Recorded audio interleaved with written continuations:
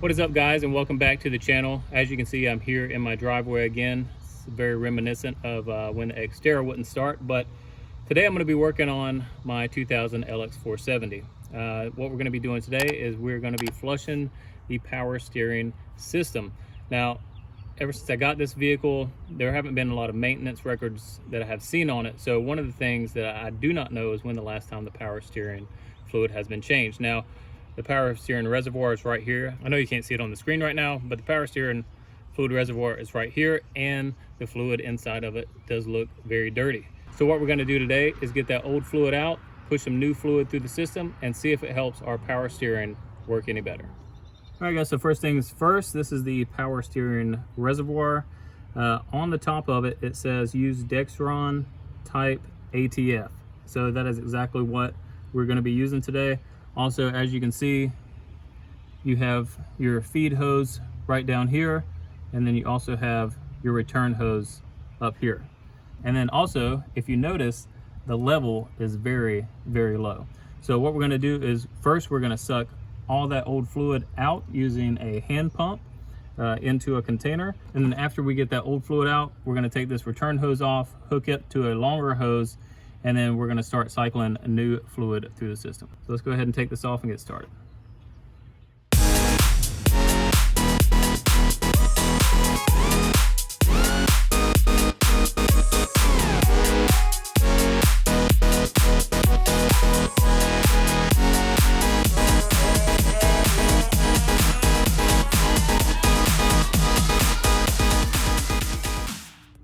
All right, as you can see, it's pretty dirty stuff right there. It's supposed to be, the color of ATF, so it should be red or a pinkish color. Obviously, this is just dark nastiness. So I'm assuming it's gonna get even worse as we start pumping this stuff through the system. What I'm gonna do now is take off that return hose and then plug where it connects, and then go ahead and put my other tube into the return hose and then outside of the vehicle so it can discharge all the nasty stuff, and then put some new ATF into the reservoir and push it through the system. All right, guys, so as you can see, I've filled up the reservoir. I have this capped off, and then I have my tube in here. So as we turn, the old stuff should come out and the new stuff should go in. So we're gonna watch for this level to drain. My wife is in the cab right now. She's gonna go ahead and put the key in. You're just gonna wanna turn it to the on position, okay? Do not crank the motor.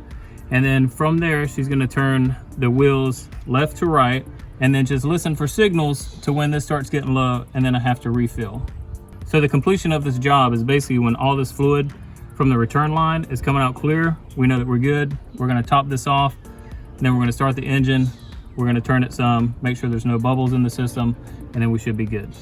So let's go ahead and get started. Turn the position to on, and then we're gonna start cranking the wheel. Are you able to turn it? Okay. It is? Oh, it's coming out.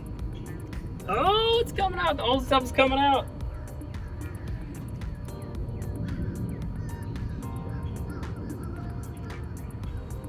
Yeah, keep going. We still got plenty of fluid in there.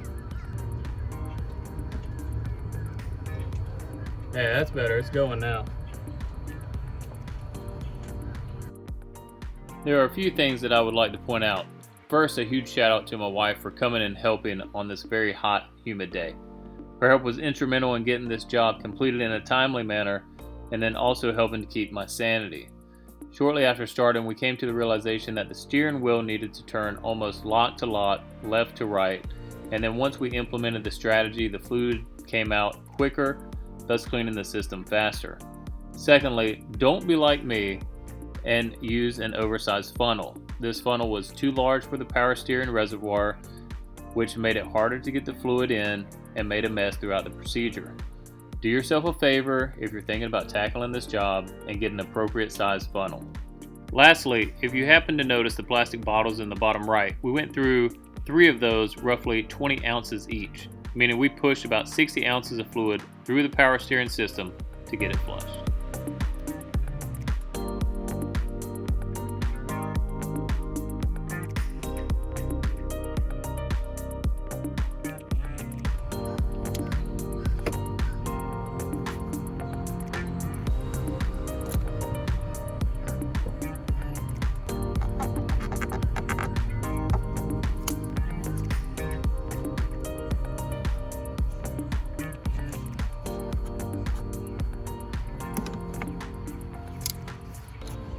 All right, go ahead and start it up, and then you're gonna want to do the same thing with the steering wheel. Yep, you just start it up.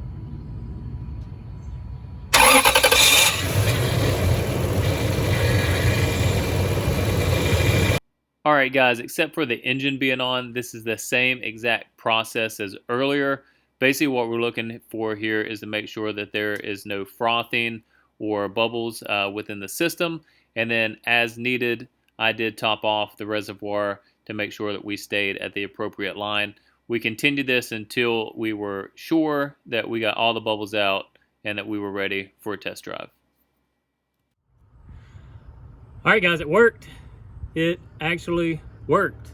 And not only did it work, but it worked first time that I tried it, which was something very new for me because typically that doesn't happen.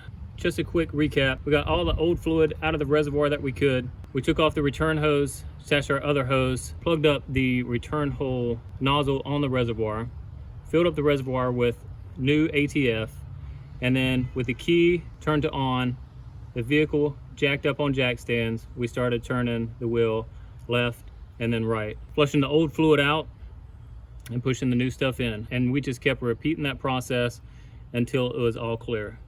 After I felt that all of it was out, I took the plug off of the reservoir, hooked the return hose back up, started the vehicle, kept going left to right, making sure that we got all the air bubbles out. And that was pretty much it. I've now filled it up to the appropriate line where it needs to be for the vehicle. And my wife said from the moment that she started this job to the time that she finished, it was night and day with how much smoother it was. So hopefully we've saved the power steering pump, we've saved the rack and pinion. Only time will tell, but I needed to get this done because there's a lot of things that I'm wanting to do with this vehicle, as you would see from the intro. And the one thing that I needed to be able to do is move this vehicle. And it was almost impossible. I was having to strong arm this thing just to get the wheel to move a little bit. So now that the power steering is working again, we should be good to go. As always, if you guys have any questions about this whatsoever, please leave them down in the comments below or hit me up on my Instagram. I'm always there to help you guys out if you have any questions whatsoever. Don't forget to subscribe to the channel. We're gonna be doing a lot with this LX. Like this video, share it with your friends. I appreciate every single one of you. And as always, thank you for watching.